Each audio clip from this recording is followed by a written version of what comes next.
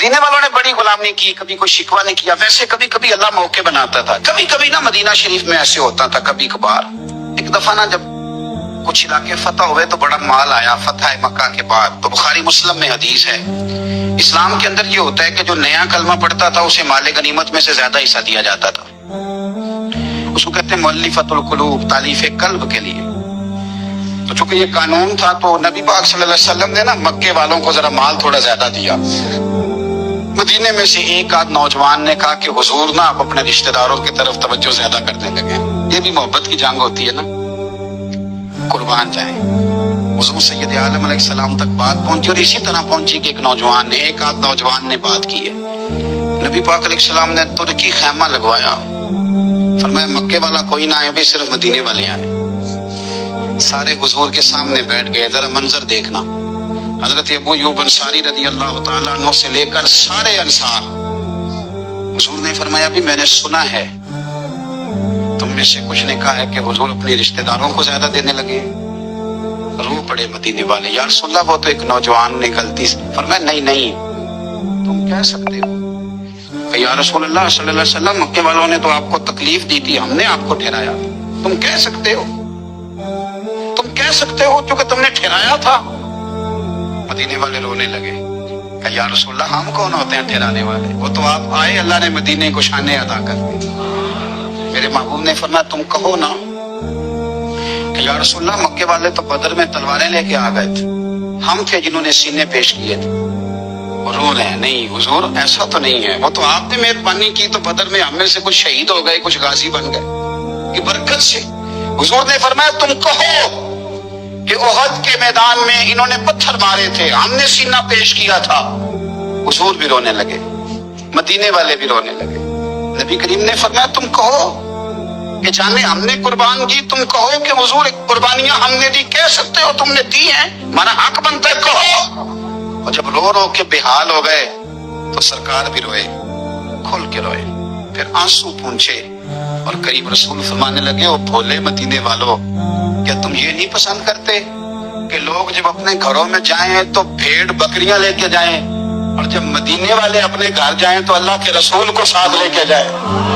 یہ نہیں پسند کرتے کہ تمہارے ساتھ میں جاؤں؟ یہ نہیں تمہارا شوق؟ دیکھو کسی کے حصے میں کچھ آیا، کسی کے حصے میں کچھ آیا، کسی کے حصے میں کچھ آیا.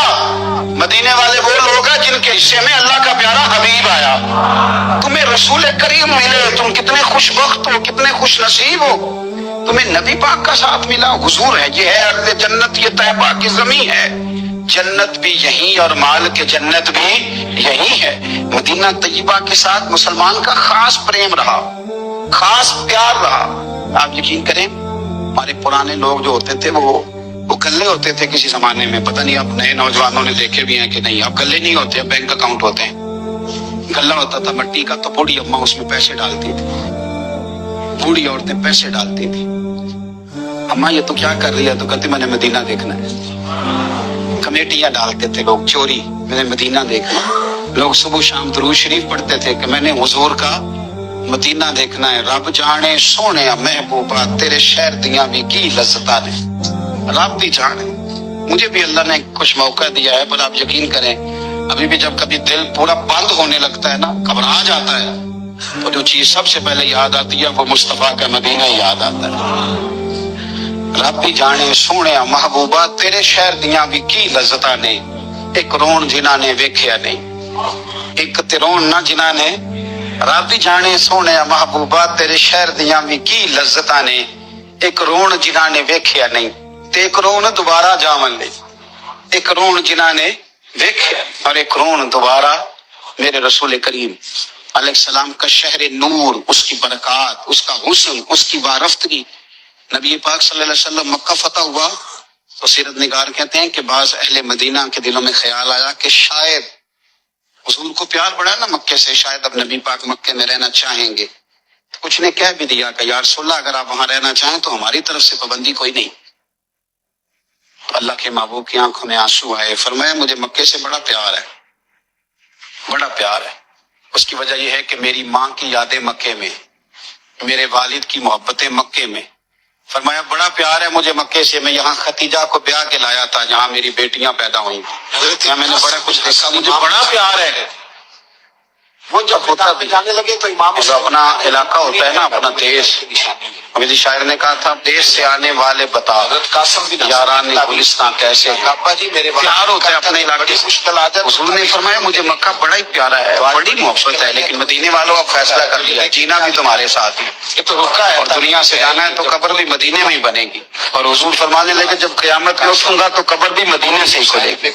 اپنا خاص ذوق، وہ خاص وارفتگی، وہ خاص محبت مدینہ طیبہ کے ساتھ ایک مسلمان کی ہونی چاہیے، اس محبت کو سلامت کریں، اس کا ذوق۔ آپ اگر دین اسلام کو دیکھیں گے نا تو دین اسلام کے سارے اخلاقی پہلو، دین کا سارا حسن، دین کا سارا وقار، وہ نقشے جب ہم حدیثوں میں پڑھتے ہیں تو سب سے پہلے مدینہ ہماری نظروں میں آتا ہے، اس لیے کہ وہ ساری کیفیات، ان کا تعلق مدینہ طیبہ کے ساتھ ہے۔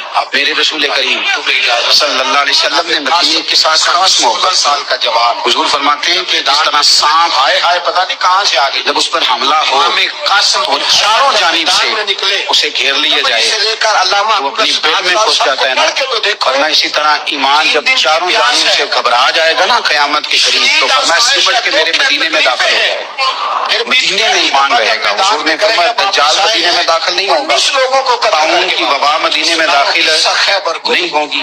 مدینہ طیبہ کہ چاروں جانب اللہ نے فرشتے بچھا دیے ہیں، 70,000 فرشتوں کے پہرے لگا دیے، مدینے کی حفاظت پر فرشتے مامور ہیں۔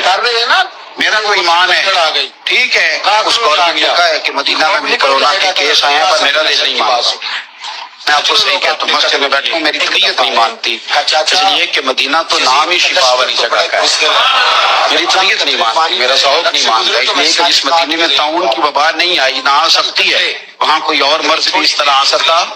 مدینہ تو شفا کی جگہ ہے، مدینہ تو کرم کی جگہ ہے، وہ تو عطا کی جگہ ہے۔ مدینہ طیبہ کے ساتھ اور مدینہ طیبہ کے لحاظ سے، مکہ کے لحاظ سے اپنے اندر ذوق پیدا کریں۔ دعا یہ ہے کہ اللہ تعالیٰ ہمارے دلوں کو اتنا نرم کر دے، اور ان دلوں کو نرم کر کے اللہ محبوب پاک کی غلامی ہماری